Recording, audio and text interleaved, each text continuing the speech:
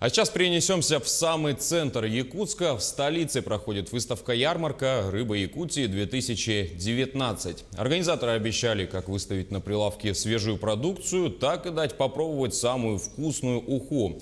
Как в итоге организовали ярмарку на Комсомольской площади, нам расскажет наш корреспондент Юрий Осипов, который сейчас на прямой связи со студией. Ну что, Юрий, расскажи, как в целом проходит мероприятие и настолько ли вкусной оказалась уха? Добрый день, Василий. Уху мы еще не попробовали. Акция пройдет только в час дня. Сейчас на Комсомольской площади царит оживление. Начинается церемония открытия.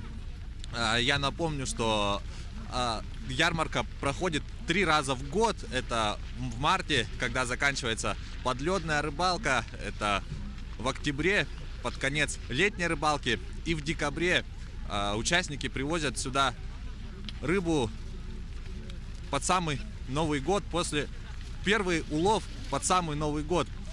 Участники выставки со всей республики привозят сюда свежую рыбу, мороженую, копченую.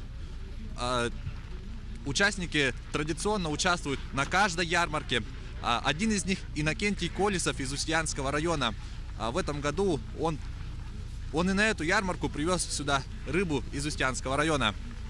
Здравствуйте, Иннокентий. Расскажите, что вы привезли гостям ярмарки? Мы привезли рыба-чир из Устьянского района, село Тумат. Жирный, хороший, самый свежий. И расскажите, как для вас проходит каждая ярмарка?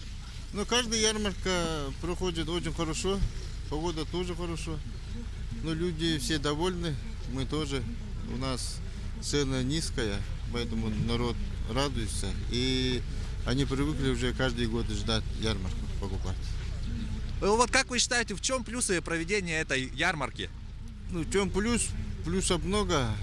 Мы работу сами показываем, как мы работаем в республике. Мы тоже помогаем детям, всем.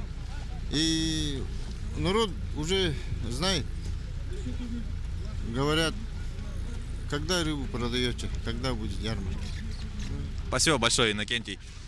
Ну а я напомню, что сегодня в рамках ярмарки также пройдет мастер-класс по приготовлению стейка из строганины, стейка из осетрины, извиняюсь, конкурс осетрины, акция «Вкусная уха».